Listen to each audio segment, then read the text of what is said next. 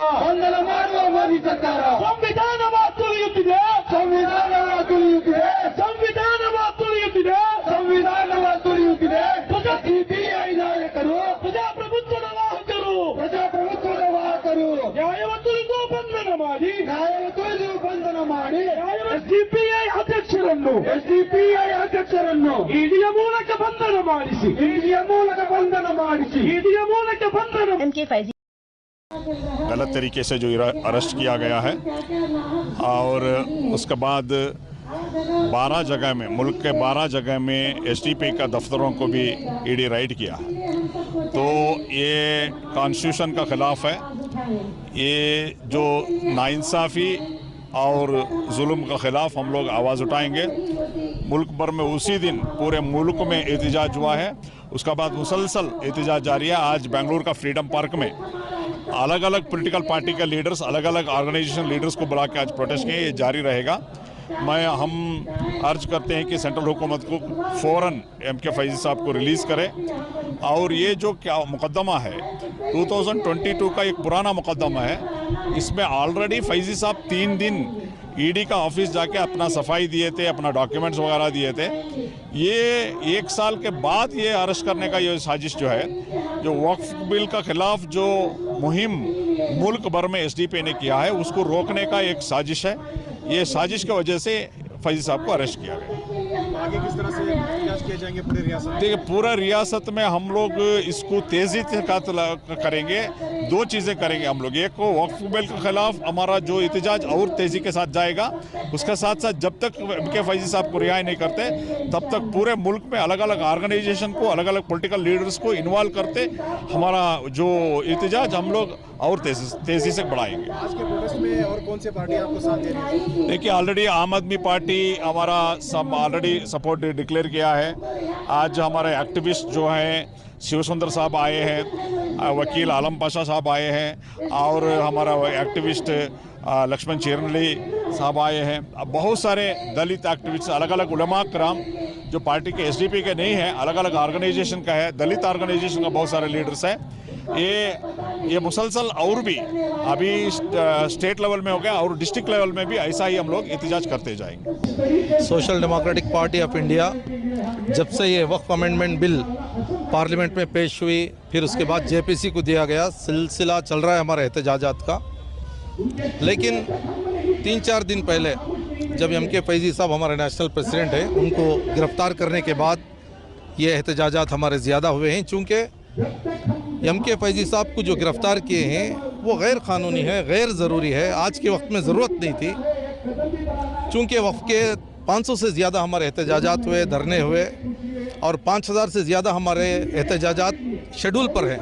तो ऐसे वक्त में NRC CA जैसा माहौल ना बन जाए, एक बड़ी कैंपेन ना शुरू हो जाए, इसलिए वो हमारी आवाज़ को कम करना चाहते हैं। लेकिन social democratic party of India पहली बात तो एमके फैज़ी साहब की गिरफ्तारी की मजम्मत करती है, और हमारे दफ्तरों पर जो छापे मारे, 12-13 जगह पर छापे मारे हैं, 12-13 रुपये भी उनको नहीं मिले हैं, और हमारे कार्यकर्ता गुलाब का फूल उनको देकर स्वागत किए हैं।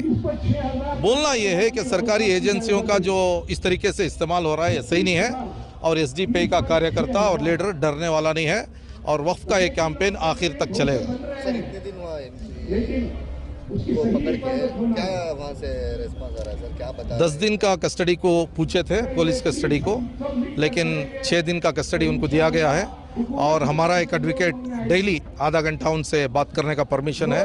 सहरी इफ्तारी का पूरा मुकम्मल इंतज़ाम वहाँ पर है। अच्छे तरीके से वो एजेंसी को कोऑपरेट कर रहे हैं। आइंदा जो भी कानूनी कार्रवाई होगी, हमारे बेहतरीन वकला उसको फेस करेंगे। अच्छा, आप बोल रहे हैं कि 5000 शेड्यूल हुए थे एहतजाज, अभी गिरफ्तारी के बाद उसकी क्या पोजीशन? नहीं, वो एहतजाजात 5000 से और आगे बढ़ गए हैं, और हमारे ट्विटर कैंपेन हो, सोशल मीडिया पोस्टर कैंपेन के अलावा रास्तों पर उतरना, अवाम को इस तरीके से मुनज़्ज़म करना, ये भी हमारे कैंपेन में शामिल है। अमेंडमेंट बिल के तहत क्या पैगाम है? वक्फ का जो ये अमेंडमेंट बिल है, ये एक बहुत बड़ी चुनौती है।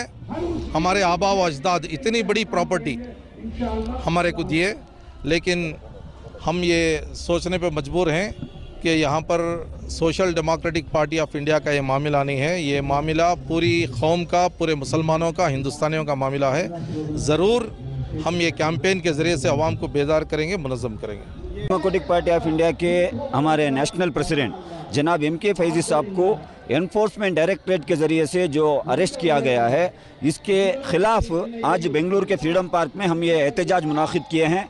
ये एहतजाज में पूरे ऑल पार्टी, ऑल ऑर्गेनाइजेशंस ये सपोर्ट होकर आज हमारे प्रोटेस्ट में पार्टिसिपेट भी किए हैं। तो ये प्रोटेस्ट के ज़रिए से सेंट्रल हुकूमत को हम 4 क्वेश्चन पूछ रहे हैं। सबसे पहला क्वेश्चन, ये जो ED जो डिपार्टमेंट है या जो डायरेक्टरेट है, ये एजेंसी है, ये एजेंसी इंडिया के कानून के हिसाब से चलना है या आपके बताए तौर तरीके पे चलना है? ये हमारा पहला सवाल है। क्यों ये सवाल मैं कर रहा हूँ? देखो, MK फैज़ी साहब को अरेस्ट करने के दौरान ED का बयान आया है कि पिछले 1 साल से ये लापता थे। तो पूरी दुनिया देखी है, फैज़ी साहब पिछले 1.5 साल पहले एनफोर्समेंट डायरेक्टरेट की ऑफिस में 3 दिन का इनका पूरा सवाल जवाब में इनका कोऑपरेट किए हैं। इनके जितने भी सवाल थे उसको आंसर करके डॉक्यूमेंट भी सबमिट किए हैं। और पिछले 1 साल में सैकड़ों एहतजाज में, सैकड़ों मीटिंगों में ये मौजूद थे। तो ये कहीं जंगल में तो नहीं थे? पिछले 1 साल से क्यों इनको बंद नहीं किया गया, क्यों अरेस्ट नहीं किया गया? ये पहला, सबसे पहला झूठ ये बोल रहे हैं। और रही दूसरी बात, ये जो अरेस्ट का टाइमिंग है, ये टाइमिंग में बहुत सारे क्वेश्चंस रेज हो रहे हैं।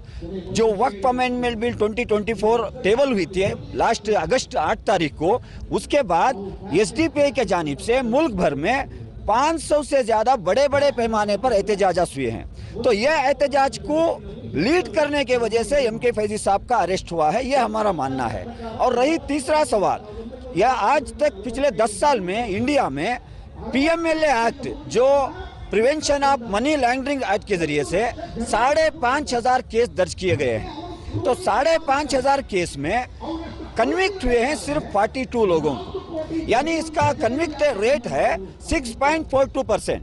तो ये जो ED एनफोर्समेंट डायरेक्टरेट डिपार्टमेंट को सुप्रीम कोर्ट छीमारी डाला है। तो पिछले तमिलनाडु में अपोजिशन लीडर का जब अरेस्ट हुआ था, जब सुप्रीम कोर्ट बोला ये PMLA एक्ट को आप डाउरी एक्ट के जैसा हरासमेंट के लिए इस्तेमाल कर रहे हैं, तो ये इनके बोल बताए हुए अमित शाह, नरेंद्र मोदी के डायरेक्शन के ऊपर ED चल रही है। तो याद रखो, ये ED या NIA या जितने भी सेंट्रल एजेंसीज हैं, आपको बाबा साहेब अम्बेडकर के बताए हुए कॉन्स्टिट्यूशन के दायरे में काम करना है। बल्कि अमित शाह मोदी के डायरेक्शन पे करेंगे तो कोर्ट के जरिए से आपको भी सजा हो जाएगी। क्योंकि आज आपने social democratic party of India के नेशनल प्रेसिडेंट का हाथ ताला है। ये छोटी मोटी बात नहीं, हम कानूनी लड़ाई तो लड़ेंगे ही, आपको चौराहे पर खड़ाएंगे ही कोर्ट के दरवाजे से। लेकिन इंडिया में हम हर स्ट्रीट में, हर स्टेट में आपके खिलाफ एक डेमोक्रेटिक एहतजाज भी हम चलाएंगे। इसकी पहली कड़ी बेंगलुरु से हम शुरू किए हैं। हम यहाँ पर हार मानने वाले नहीं हैं। हमें आप ये एजेंसियों के जरिए से डराने का ख्वाब छोड़ दो, क्योंकि MK फैज़ी साहब जिस पार्टी को रिप्रेजेंट करते हैं, ये पार्टी कोई एक लीडर की बनाई गई पार्टी नहीं। इसमें लाखों करोड़ों ऐसे कार्यकर्ता हैं जो अपनी जान की भी बाजी लगाकर इंडिया के आईन को, इंडिया के कॉन्स्टिट्यूशन को, इंडिया के ऊपर अगर यहाँ के डेमोक्रेसी के ऊपर आंच आएगी तो हम अपनी जान की भी कुर्बानी देने के लिए पीछे नहीं हटेंगे। आज हमारा जमा होने का मकसद ये है कि वक्फ की लिए आवाज़ उठाने हम सब यहाँ पर इकट्ठा हुए हैं। जब तक हमारी वक्फ की बिल लागू नहीं होती, उस वक्त तक हम ऐसे इतिहाद करते रहेंगे, लड़ते रहेंगे अपने बच्चों के लिए, अपनी नस्लों के लिए। हम ये आवाज़ उठाने के लिए जगह जगह पर आने, जमा होने के लिए तैयार हैं। और दूसरा हमारा मकसद है कि हमारे MK फैज़ी साहब को रिहाई के लिए उनको रिहा किया जाए, जल्द से जल्द उनको रिहा करना है।